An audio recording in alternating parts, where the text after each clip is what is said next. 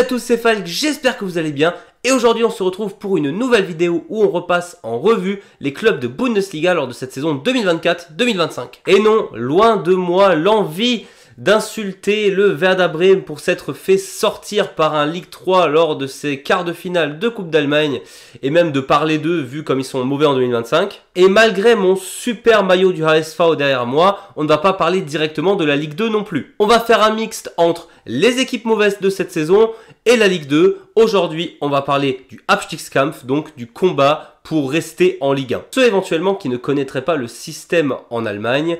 En Allemagne, on a 18 clubs, là où par exemple en Angleterre ou en Espagne, on en a 20. Et en fin de saison, le 18e et le 17e descendent directement en Ligue 2, là où le 16e joue un match de relégation contre le 3e de Ligue 2 pour savoir qui réussira à aller en Bundesliga ou descendre en Ligue 2. D'où le maillot du HSV derrière moi qui est tous les ans dans cette fameuse compétition de est-ce que je vais être top 2 en Ligue 2 ou même 3e pour essayer de monter. Finalement, ils finissent 4e et ils ne montent jamais. Et pour le coup, le Abstiegskampf, ça a même un nom, ce n'est pas pour rien, c'est quelque chose d'assez suivi en Allemagne en fin de saison pour une raison assez simple. Quand tu as 18 clubs, techniquement, tu n'as pas deux clubs beaucoup plus faibles que les autres et donc tu peux te retrouver souvent avec 5 à 6 clubs en bas du tableau qui se battent pour rester en Bundesliga. Évidemment, je dis 5 à 6 clubs, généralement le 18e est vraiment plus faible que les autres et ensuite ça se joue entre la 17e et même la 14e ou 13e place où c'est assez serré et tout le monde essaye d'éviter cette fameuse 17e place qui t'amènerait directement en Ligue 2. Et évidemment, si tu peux te payer le luxe de ne pas jouer deux fois le 3e de Ligue 2 de l'année d'avant, ça serait quand même pas mal non plus. Même si statistiquement, tu as plus de chances de rester en Bundesliga lorsque tu étais 16e que lorsque tu étais 3e de Ligue 2. En tout cas, c'est quelque chose qu'on voit beaucoup depuis pas mal d'années maintenant que celui qui était en Bundesliga 16e reste l'année d'après. Et donc pourquoi j'en parle aujourd'hui alors qu'on n'est techniquement pas à la toute fin de saison? C'est parce qu'il y a certaines dynamiques qui commencent déjà à se créer. Évidemment, elles se créent depuis le début de saison. Mais c'est un peu bizarre le Abstiegskampf cette année. Parce que comme je l'ai dit juste avant, en général, ce Abstiegskampf se joue entre plusieurs clubs. Et cette année, il y a un vrai gouffre entre les trois derniers et le reste. Au moment où je vous parle, on a Holstein Kiel qui est 18e avec seulement 13 points. On a Bochum 17e avec 15 points et Heidenheim qui est 16e aussi avec 15 points. Et si on regarde la 15e, la 14e et la 13e place qui d'habitude sont quand même assez disputées pour aussi jouer le Abstiegskampf, on a St. Pauli qui a déjà 6 points de plus que le 16e, on a Hoffenheim qui en a 7 de plus et on a carrément Union Berlin qui se paie d'avoir 3 matchs d'avance sur la 16e place. Généralement, 9 points, on peut dire que tout est encore jouable vu le nombre de matchs qui restent et techniquement c'est vrai. Après, quand on est sur une saison où on fait déjà que 15 points après plus de 23 journées, c'est compliqué de rattraper ce retard. Ça serait le Bayern actuellement qui doit rattraper 9 points. Non, même le Bayern, parce que ça voudrait dire que les gars en face sont tellement forts que non, 9 points, c'est très très dur à rattraper. Et même sans aller jusqu'à Union Berlin qui a 9 points d'avance, donc 3 matchs d'avance sur le 16e, chercher St. Pauli avec 2 matchs d'avance, c'est déjà extrêmement compliqué. Et donc en dressant le profil des 3 clubs qui sont actuellement très mal partis pour rester en Bundesliga, on va essayer de voir pourquoi ces 3-là sont vraiment plus faibles que les autres. Tout d'abord, Holstein Kiel qui est actuellement dernier. C'est vrai que parler de Kiel dernier quand on a Bochum qui, on rappelle, a fait le pire start de l'histoire de la Bundesliga sur énormément de matchs, on s'y attendait pas forcément, mais actuellement ça va quand même un peu mieux. Kiel cette année, c'est le petit nouveau, c'est le club qui n'a absolument jamais été en Bundesliga, c'est la première fois de leur histoire. Ils découvrent donc le championnat le plus fort d'Allemagne. Malgré le fait qu'il y ait énormément de joueurs d'expérience qui ont connu la Bundesliga à l'époque, qui sont venus à Holstein Kiel cette année, ça reste soit des joueurs qui étaient déjà moyens en Bundesliga à l'époque, et surtout maintenant qui ont un certain âge qui fait que c'est forcément plus difficile. Ajoute à cela le fait de ne pas avoir l'expérience, parce que oui, la Zweite Bundesliga c'est aussi très fort, on a de très beaux clubs, des clubs historiques, mais quand tu joues un club historique comme Schalke qui même actuellement est pas ouf ouf, ou le HSV d'aujourd'hui, c'est pas pareil que de jouer Leverkusen qui est en train de tout casser en Ligue des Champions. C'est pas pareil aussi quand tu joues le FC Bayern qui est littéralement un des tout meilleurs clubs d'Europe. Quand tu joues le Borussia Dortmund, même dans la forme actuelle, ça reste un club incroyable. Et donc malgré une vraie compétition qui existe en Zweite Bundesliga, tu ne joues clairement pas des équipes avec le même calibre en Bundesliga. Clairement, la plupart des clubs qui sont en bas de tableau de Bundesliga joueraient sans aucun doute le haut du tableau de la Zweite Bundesliga, et on le voit bien cette année. On a Köln qui est descendu, qui cette année est directement dans le top 3 pour essayer de remonter.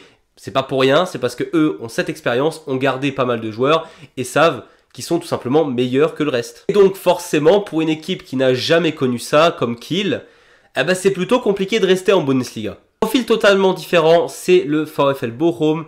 On l'a dit, on le répétera jamais assez, un des pires starts de l'histoire, si ce n'est le pire start de l'histoire de la Bundesliga, qui a quand même l'expérience, qui a été énormément d'années en Bundesliga dans son histoire, qui l'année dernière s'est miraculé, on ne sait pas comment, ils ont fini 16e, ils ont perdu le premier match à la maison face à Düsseldorf qui était 3e de Ligue 2, et pourtant ils ont réussi à gagner le deuxième match 3-0 à Düsseldorf, et gagné au tir au but. Sincèrement, c'est un des matchs des relégations des plus fous que j'ai pu voir ces dernières années en tout cas. Et donc, Bochum qui déjà a été miraculé de rester en Ligue 1 cette année, eh ben on voit que c'est pas pour rien qu'ils étaient 16e l'année dernière, c'est encore très dur cette année. Pour le coup, le changement de coach a fait un bien fou. On sait que Dieter Hecking, c'est quand même un coach avec énormément d'expérience. Et là, on le voit, cette histoire d'expérience, ça joue énormément. Quand tu veux rester au plus haut niveau, sans expérience, c'est très compliqué. Dieter Hecking, on sait que c'est un coach très dur qui en demande énormément, que ça soit tactiquement, mais surtout physiquement à ses joueurs.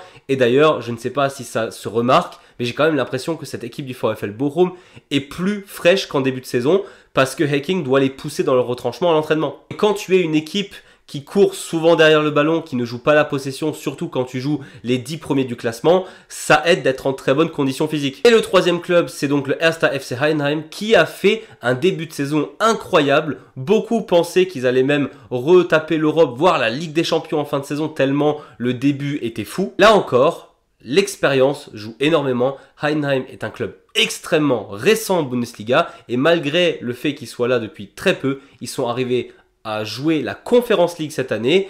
Et donc, un club comme Heidenheim qui a déjà pas beaucoup de joueurs de grande classe mondiale par rapport à d'autres clubs de Bundesliga, qui en plus se rajoute la compétition européenne, en plus de la Bundesliga, niveau fatigue, c'était sûr que ça allait tomber à un moment donné. Et pour le coup, le club est vraiment tombé par rapport à ce qu'il faisait en tout début de saison, où on avait un jeu assez fluide, assez bon.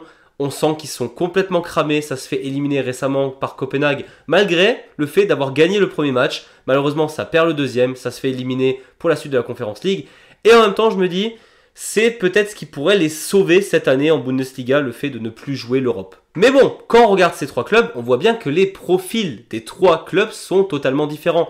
On a un club qui historiquement a quand même de la bouteille, on en a un qui vient d'arriver et un qui a joué l'Europe. Donc vraiment, l'état de fatigue, elle est différente en fonction des clubs. Par contre, le point commun qu'on remarque directement lorsqu'on regarde vite fait les stats de ces trois clubs, c'est le différentiel de but. On a Holstein Kiel qui est à moins 25, le VfL Bochum qui est à moins 25 et Heidenheim qui est à moins 20. Concrètement, ça veut dire que ça marque pas beaucoup et que ça en prend énormément. Pour gagner des matchs, oui, il faut marquer plus de buts que son adversaire, donc forcément c'est plus compliqué. Alors oui, on pourrait totalement argumenter que Hoffenheim est à moins 16 et que Union Berlin est à moins 14. N'empêche que je pense que 4 buts à ce niveau-là, ça fait énormément de différence parce que c'est soit 4 buts que tu as pris ou que tu n'as pas marqué. Et si tu ne marques pas de but, tu ne risques pas de gagner des matchs. Et je pense que c'est ça le plus gros problème et ce qui fait que cette saison, ces trois clubs sont vraiment moins forts que le reste. Si on compare directement avec St. Pauli, pas besoin d'aller dans le haut du classement, St. Pauli qui a 6 points de plus, on voit bien que leur différentiel de but est que à moins 9. Pourquoi ? Parce que St. Pauli a une très bonne défense et même si St. Pauli est que 15e, c'est pas parce qu'ils prennent énormément de buts, c'est parce qu'ils, eux, n'en marquent pas pour le coup. C'est quand même fou de se dire que Holstein Kiel a marqué 34 buts, Bochum en a marqué 22, Heidenheim 27, St. Pauli en a marqué seulement 18 et malgré ça, tu as 6 points devant. Parce que tous les matchs de St. Pauli quasiment sont des matchs serrés. St. Pauli prend rarement de gros scores comme le font les trois clubs en dessous qui ont déjà pris des matchs à plus de 4 ou 5 buts. Et forcément, si ta défense est solide et que tu arrives à garder un match serré, tu as plus de chances de gagner le match si toi tu marques. Pour le coup, j'ai pas inventé grand chose à ce niveau-là. Par contre, on peut se dire que si St. Pauli commençait à mettre vraiment ses occasions au fond, et ça je le dis depuis le début de saison parce que c'est assez flagrant que le gros problème de St. Pauli, c'est l'attaque, St. Pauli serait totalement milieu de tableau sans aucun problème. Parce que je pense que c'est ça le plus important quand tu es en bas de classement, c'est d'avoir une défense solide. Et on le voit bien actuellement avec le VfL Bochum qui était une passoire à but en début de saison. Depuis que Hacking est venu et depuis que la défense est beaucoup plus disciplinée, Bochum, ça va globalement mieux. Bochum, on rappelle qu'à un moment donné, ils avaient quasiment 6 points sur le 17e. Là, ils sont passés 17e et ça fait 3 matchs de suite qu'ils n'ont pas perdu. Et contre des grosses équipes comme Dortmund par exemple. Sur les derniers matchs, tu ne perds que 1-0 face à Freiburg, tu réussis à faire 1-1 contre Wolfsburg, tu gagnes 2-0 contre Dortmund. Forcément, quand ta défense est plus solide, tu gagnes des points. Et c'est ce qu'on te demande quand tu veux rester en Bundesliga. Le but, ce n'est pas de jouer l'Europe, le but, c'est d'essayer de rester en vie. Pour ça, il faut une défense énorme. Et pour le coup, Holstein Kiel me donne raison, parce que des 3 clubs tout en bas, c'est eux qui en marquent le plus avec 34 buts. On a Heidenheim qui a marqué 7 buts de moins que Kiel, c'est énorme 7 buts. Sauf que Heidenheim a quasiment pris 10 buts de moins que Kiel. Kiel a pris 59 buts.